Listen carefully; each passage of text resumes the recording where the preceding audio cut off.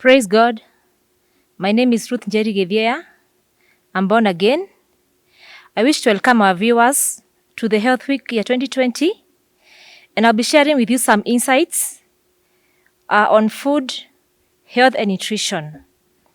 And to start with, I would like us to define what is food and nutrition.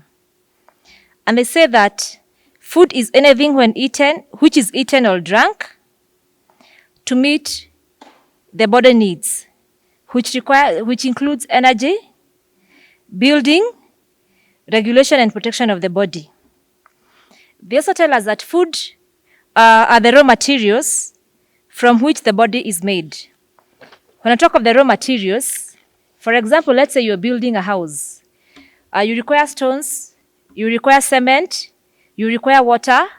So food is equivalent to those raw materials that are used to build up the body. Therefore, for us to build a healthy body, we require to intake the right kinds and amounts of food to ensure that we got all the nutrients, and as a result, we have good health. On the other hand, food provides nutrients, and by definition, nutrients are the components of foods that are needed by the body in order to grow, reproduce, and lead to a normal, healthy life. We are going to look at the nutrients later. And we have got three functions of food. We have the physiological functions. The first physiological function, foods provide energy.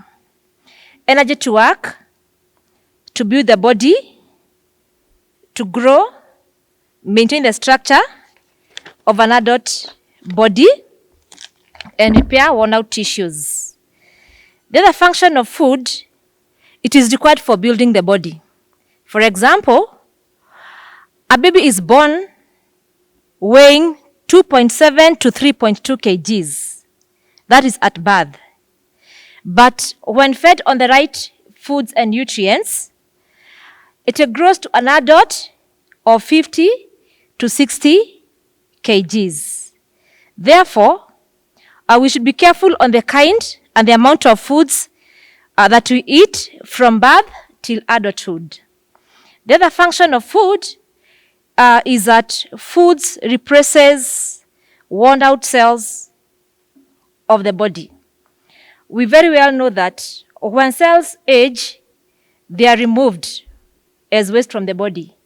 Therefore, when those cells are removed, food is the one that supplements the worn out cells. The other function of food in the body, it regulates activities of the body. For example, the heartbeat. For the heartbeat to beat normally, we require to have eaten food, and for that matter, the right food. We have maintenance of the body temperature. We all know that nowadays we are going through a very rigorous issue of temperature checks because of the COVID-19, which shows that if your temperatures are very low or very high, there's a problem. For us to be able to remain healthy, we require to have food to be able to regulate our body temperatures. The other thing is the issue of water balance in the body. We require water in the body to help give the conducive environment for the biochemical processes of life to proceed in the body, for us to say that we are living healthy lives. So that is a function of food, physiological. The other function is psychological function of foods. Foods must satisfy our emotional needs. For example, we have to have a sense of security. They say a hungry man is an angry man. So in case you are not well fed, you'll always be angry. Therefore, we need that security which food will always give us. Then, there's the issue of attachment with our mothers. So when our mothers cook for us, we have that psychological attachment with them as a result of the food that they gave us. And finally, the third function of the food is the social function. What do I mean by social function? Food has been used as an expression of love, friendship, and social acceptance. And it is also used as a symbol of happiness at certain events in life. For example, if I welcomed you for my birthday party, there's going to be a cake as a symbol of love. During our weddings, there are cakes as symbol of love. When there are funerals, after we've done everything, the gatherings, we normally feed our people as a function of social. Using food as a social function. Then from there, after looking at those functions, we just don't consume food for the sake of consuming the food. And when we talked of those components that food gives to us, we talked of the nutrients. And we have got several types of nutrients that we have to balance to say that we have consumed a healthy diet and we are assured of living a healthy life. And I'm going to look at the examples of the nutrients, their sources, and their function. We have carbohydrates as a major nutrients required in the body. We have fats, we have proteins, we have vitamins, and we have minerals. To start with, I'm going to look at proteins. Where do you get proteins from? From the seafood, from poultry, from milk, eggs, beans, cheese, lean meat, and all these kind of foods. And what are the functions of proteins in our bodies? The first function of proteins in the body is the manufacture of hormone and pigmentations. For example, we know we have a hormone called the insulin in the body, which regulates the blood sugar. So if you're fed well with proteins, you are sure that the hormone insulin will be present and it will be able to regulate the blood sugars. And therefore, you live a healthy life. The other function is for proteins, they help to regulate body water balance. For example, the cells we are talking about, they live in an intracellular environment. Therefore, in that environment, there ought to be a balance, which is as a result of consuming proteins and the correct amount of proteins for that matter. Then, as we continue, we are going to look at carbohydrates. Carbohydrates. These we get them from grains, from cereals, from potatoes, from sugars. And what are the functions of carbohydrates? They're the primary sources of energy, whereby carbohydrates produce 60% of energy in the body. Then they contribute to protein use sparingly. What do I mean by this?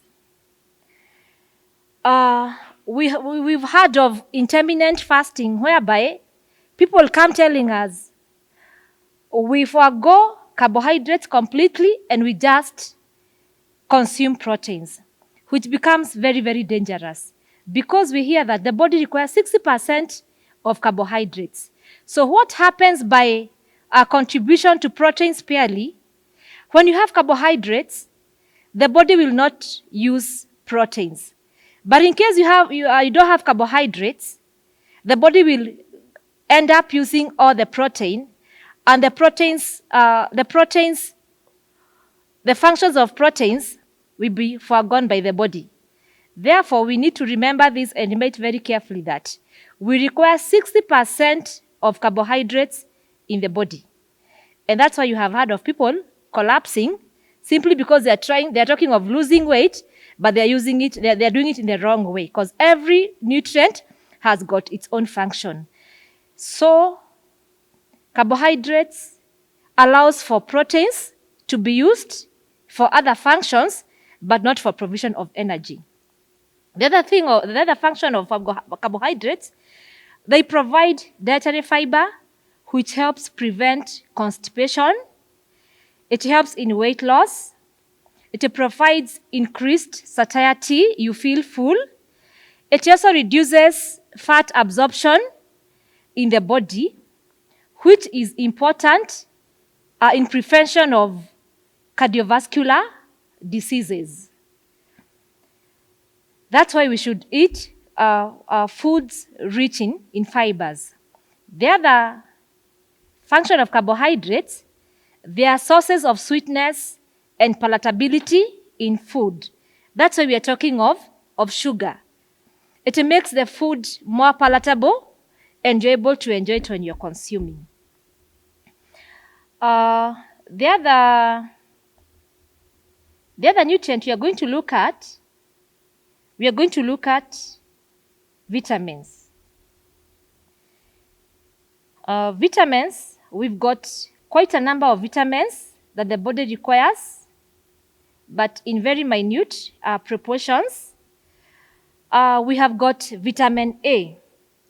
Vitamin A, the sources are oranges, mangoes, pawpaws, sweet potatoes, pumpkins, liver, fish liver oil, milk, and milk products. What are the other vitamin is vitamin D, which we normally get from sunlight. The sunlight between 8 to 10 a.m. is very healthy, and also later in the evening. It provides vitamin D, and the only vitamin that you don't get direct from the food. Then we have vitamin E. This one you can get from wheat germ and all cereals, the peanuts, the soybeans, the liver. We also have vitamin K. This is from dark leafy vegetables, from liver, from soybeans. Then we have vitamin B1. We get it from cereals, legumes, and meat. Vitamin B12 from milk, green leafy vegetables, eggs. We have vitamin B3 from beef, liver, poultry, mushrooms, eggs. B12, we get it from meat, poultry, eggs. And vitamin C, which I'm sure we were offered during this time of COVID-19, we get it from citrus fruits, vegetables, guavas, pineapples, meat, kidney, and liver and tongue. What you can see from the sources of minerals, they are cutting across. One type of food can provide 2 or 3 vitamins, and that is why we should ensure that we incorporate a portion of this in our diet. So what are the functions of these vitamins? For example, vitamin A. It helps in normal vision. The other thing that it is required for maintenance of healthy bones, and that's why we're having a problem of malnutrition, especially to the young ones, aged between 0 to 5 years, because of that deficiency. Therefore, we should ensure that we are fed well with vitamins, because we are able to get it from cheap sources. Then, the other function of vitamin A,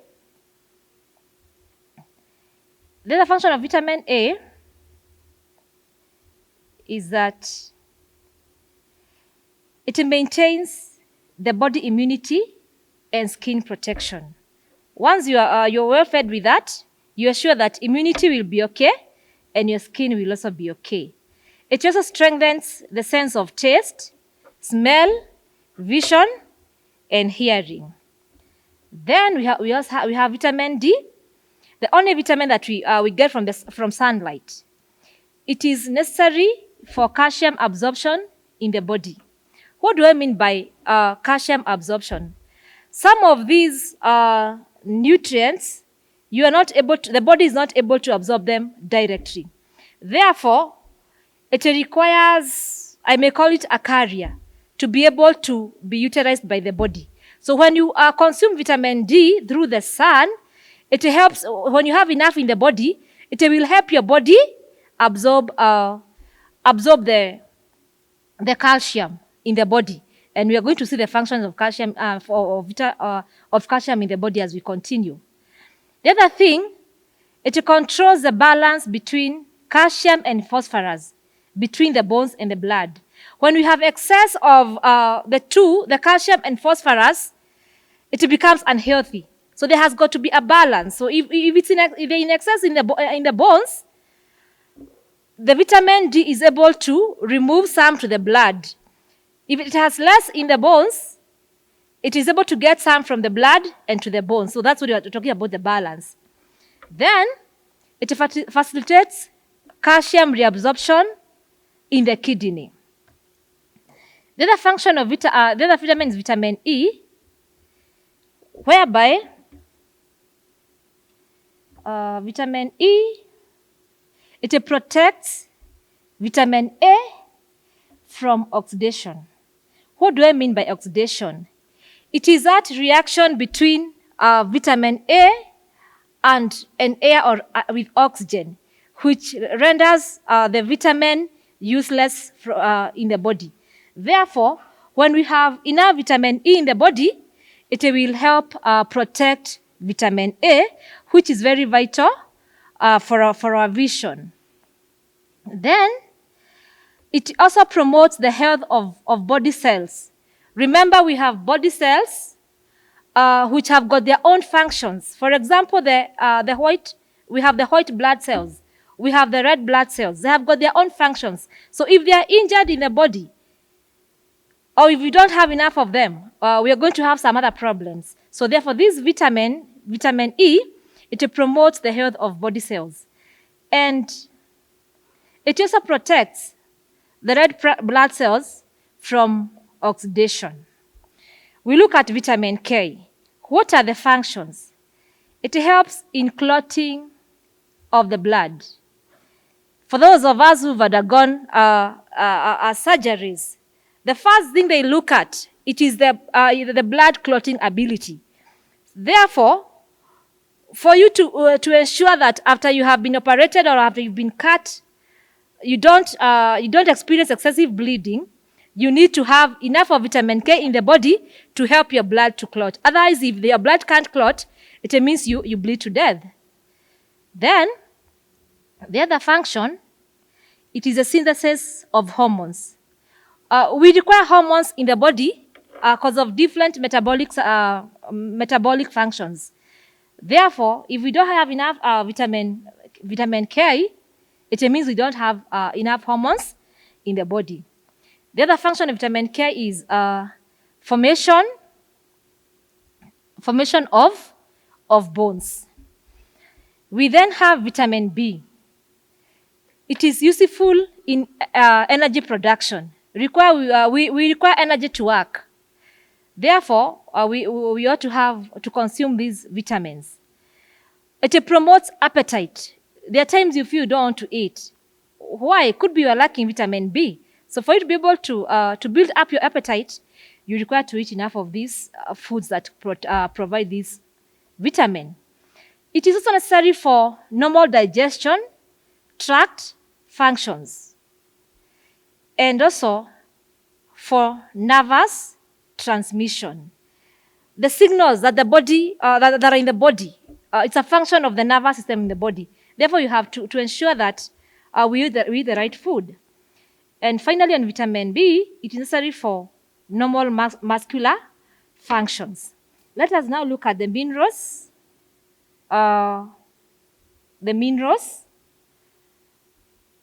their sources, the types of minerals that we require in the body. We have calcium,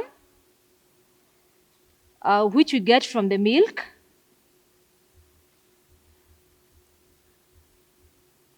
From milk and its products, from bony fish, legumes, fruits. We have got phosphorus. Phosphorus, you get them from the eggs. Actually, and boiled eggs are more preferable. And when you're boiling your eggs, you should only do it for 7 minutes by that to give you a good egg. Then we have zinc from beef, from poultry, from liver, kidney. We have the iron, which is from the dark leafy vegetables, meat, that is red meat, liver, iodine, seafood, for example, fish. So what are the functions of calcium? The first function is a structural component of bone and teeth. And that is why we talked of we need to have vitamin D for us to be able to absorb calcium in the body. Phosphorus. What is the function of phosphorus? They serve the same purposes with calcium. The structural component of the bone and teeth, blood clotting, regulation of body fluids concentrations. Then we have zinc. What are the functions? Taste and smell in the body. And then we have, it also helps in growth and healing of wounds. It promotes appetite, sexual organs maturation. We have got iron. It's a carrier of oxygen and carbon dioxide in and out of the body. It helps in the red blood cells formation. It is also necessary for functioning. It helps necessary for functioning of the body immunity. Then we have iodine. Its main function is the growth and development, production of body heat. The body needs heat for it to be able to function properly. Normal development and functioning of the nervous system. Then, finally, we have the last nutrient, which is water. It is required to a tune of 70 to 75% of the body, which makes up the water. And this includes the saliva, the secretion in the body, and the blood. So what are the functions of water? They say that water is life. Why? Because it is a medium in which substances are dispersed. For example, enzymes need water medium to work. Nutrients need water medium to be broken down. Therefore, it is a medium in which all the biochemical processes happen in the body. The other thing is needed for chemical and physical reactions in the body. Remember, there are those reactions that are happening in the body without our knowledge. Once you consume carbohydrates, they have to be broken down. And once they are broken down, to be utilized in the form that the body can use them. Because you won't consume a whole potato and the body absorbs it directly. It has got to be converted to something else. So that is, the water provides for that medium. Then, it is a means of transport in the body materials. In the body, materials are carried to the cells and waste products carried away in blood plasma for extraction, using water as a medium. So briefly, those are the different nutrients and the functions of food. But there's more to that.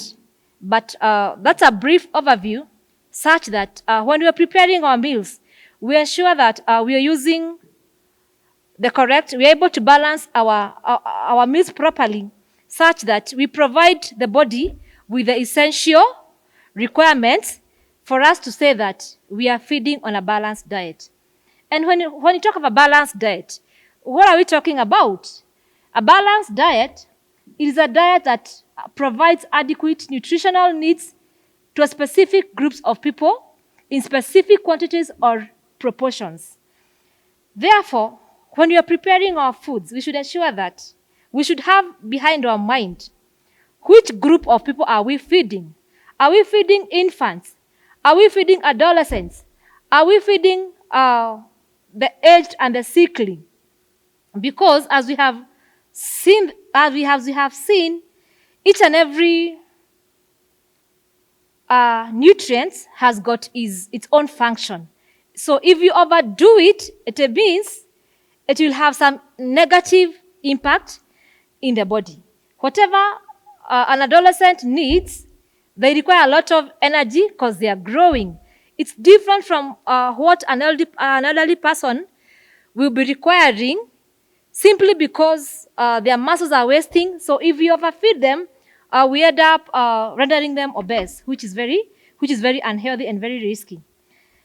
Therefore, when we are planning our meals, we should ensure that the diet we consider the basic 3 food groups, namely the proteins, the carbohydrates, and the fats.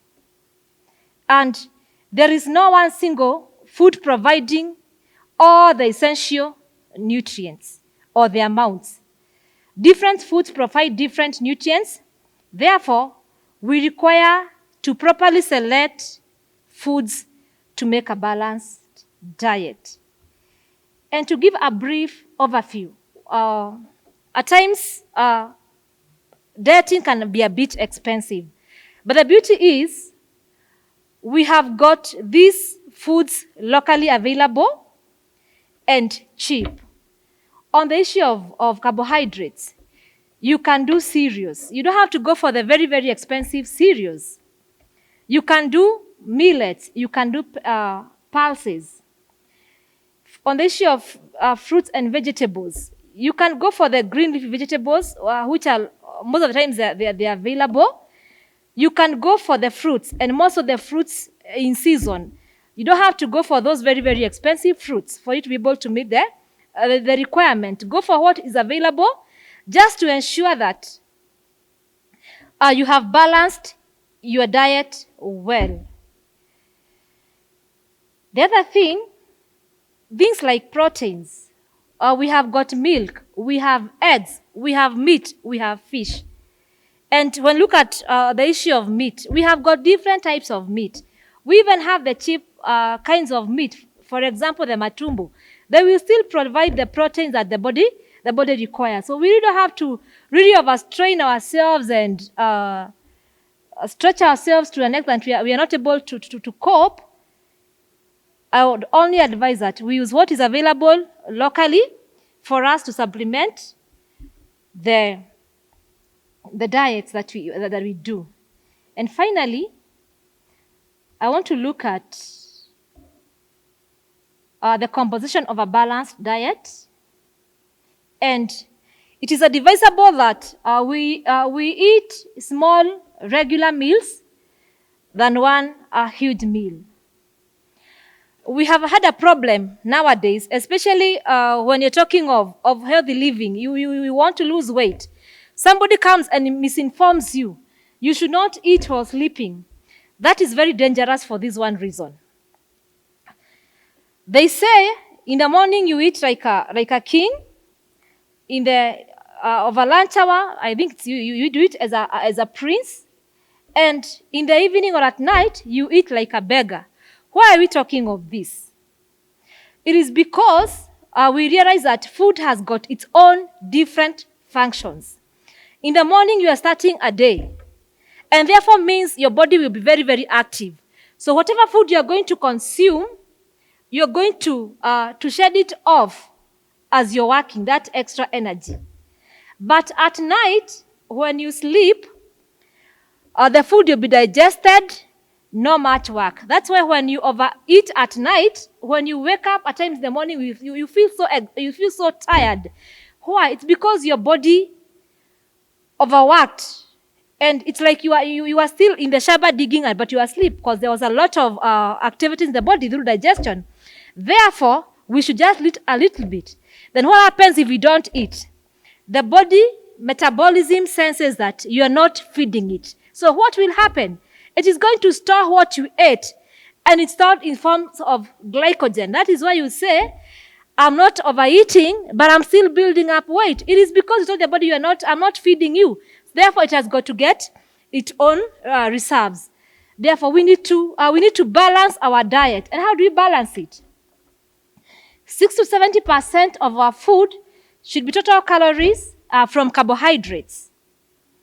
10 to 12% should be from proteins. 20 to 25% should be from fats. And the rest should be from dietary fiber, which should be provided. And finally, I want just to give a guide, a general guide on a balanced diet. We have the fats, oils, which you should use sparingly, milk, cheese, and yogurt, 2 to 3 servings, meat, poultry, fish, dried beans, 2 to 3 servings again. And then we have vegetables, 3 to 5 servings. And we have the fruits, 2 to 4 servings. Things like bread, the cereals, and the general pasta group, we should do it at 6 to 11 servings. And finally, when we have done all that, we'll ensure that we have a balanced diet. And by a balanced diet, it means you have fed your body with the required nutrients at the required amount, and therefore you're able to protect yourself from very, very many problems that are reoccurring. We are living in very dynamic times, whereby I want to get to the house from work. I first pass by through the supermarket. I buy a snack, eat very fast, buy all the food, and go and sleep. That's a bit dangerous, because at times we're not even able to balance our diets. Therefore, we should take care of ourselves, know that the bodies that God gave us, they are His temple, and even what you fed on and how you fed, you're going to give an account at the end of it all. So, wish you well. God bless you.